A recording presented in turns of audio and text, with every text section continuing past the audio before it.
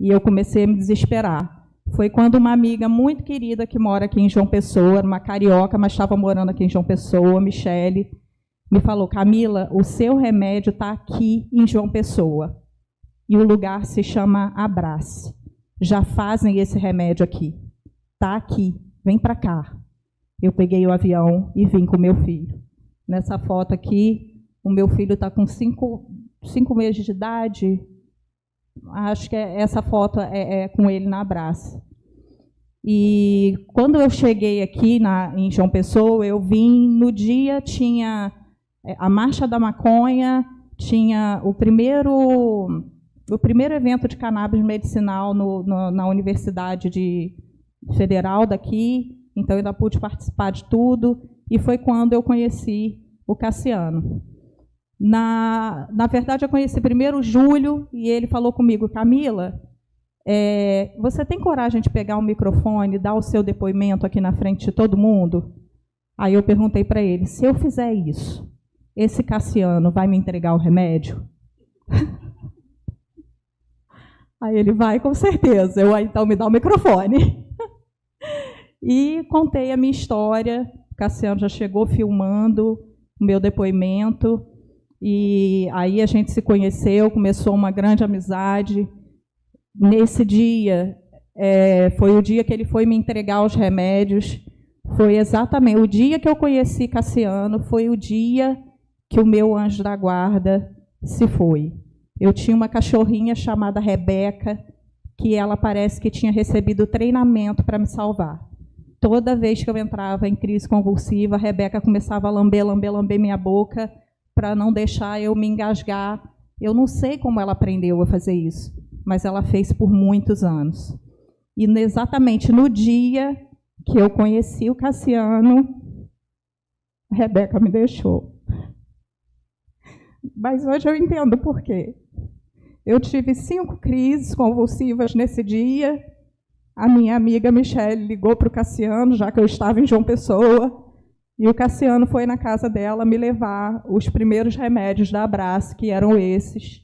Essa é a nossa foto, primeira foto, eu com o rosto bem ainda inchado, depois das crises. Enfim, a minha história na Abrace começou assim. E a partir desse dia, eu nunca mais deixei de ajudar uma pessoa que procurasse ajuda.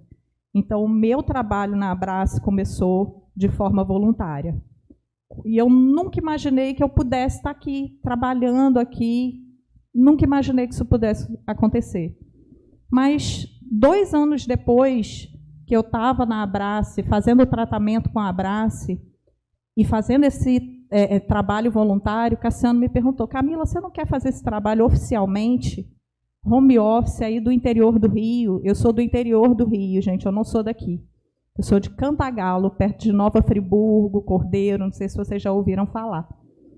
E aí eu super topei, comecei a fazer acolhimento home office. Antes do acolhimento, eu trabalhei respondendo todos os e-mails da Abrace. Então, eu não sabia, mas naquele momento Deus estava me preparando para assumir algo muito maior aqui na frente.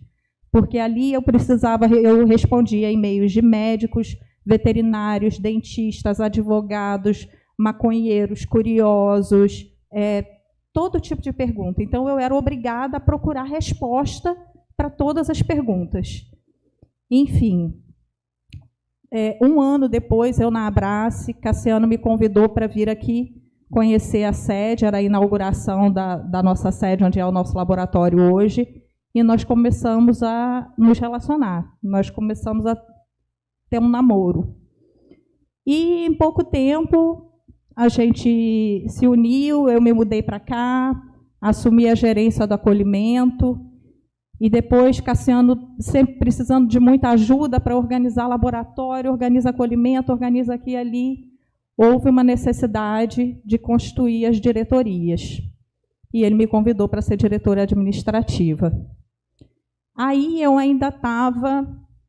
Cadê, Gustavo? Pode passar o próximo, Gustavo. Ah, tá certo. Aí foi quando realmente eu senti o peso da responsabilidade como diretora administrativa da Abrace. Foi quando eu me dei conta que era muito mais responsabilidade do que eu imaginava. Ia muito além de só organizar aquela estrutura para a gente conseguir fornecer o remédio para o Brasil inteiro. Essa era a parte mais fácil. Essas imagens aqui que vocês estão vendo são de quando a Abrace foi fechada. A Abrace ficou 5 dias fechada. Foi fechada pelo desembargador Cid.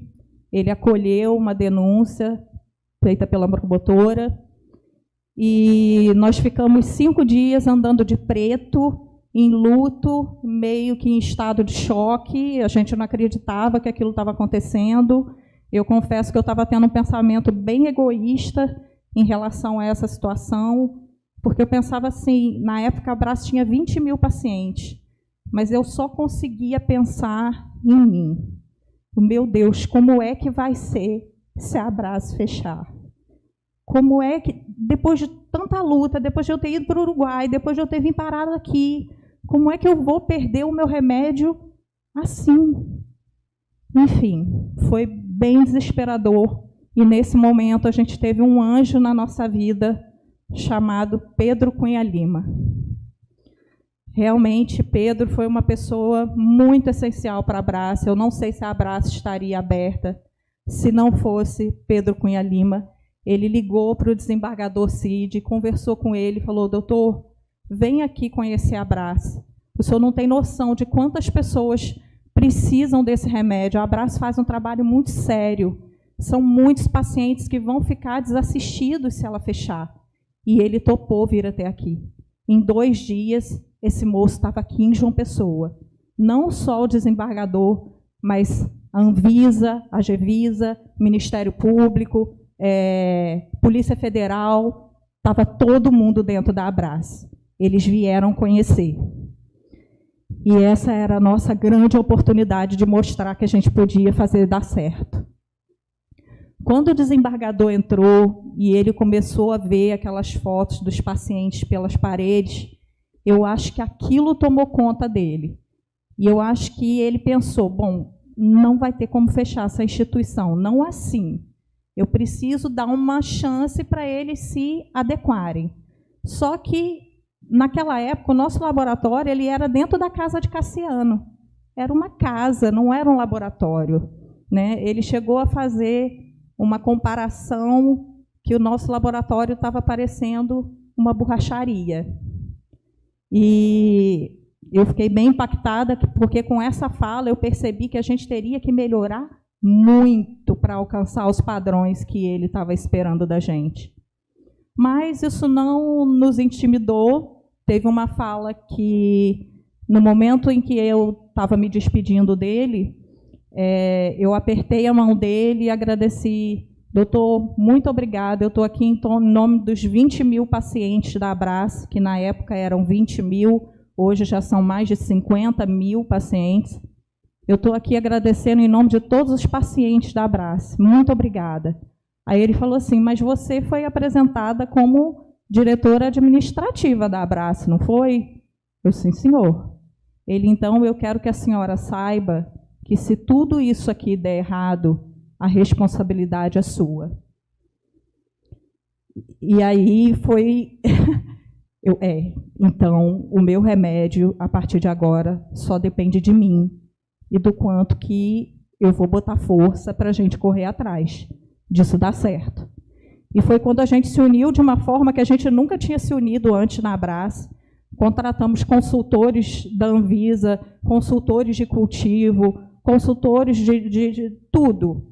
E hoje a gente consegue ver a imagem do nosso novo laboratório, o primeiro laboratório de remédio de cannabis medicinal que está sendo regulado pela Anvisa no Brasil. Então, a nossa borracharia virou, no mínimo, uma Ferrari, né? Teve um upgrade bom. Aqui são imagens ainda de quando a Abrace parou, da visita. A Globo, todas as emissoras foram cobrir ao vivo, porque realmente foi muito sério. aí foi nossa última grande vitória, né? Essa hashtag eu criei e já fui até criticada por isso, tem pouquíssimo tempo, inclusive. Meu remédio não é droga. E não é mesmo. E quando eu digo isso, gente, bom, primeiro dizer que eu sou a primeira paciente a receber as flores in natura da Abrace, quando a gente recebeu a autorização para os 68 pacientes. Eu sou a primeira paciente dessa fila. O Cassiano, ele me ensinou como lidar com a minha doença.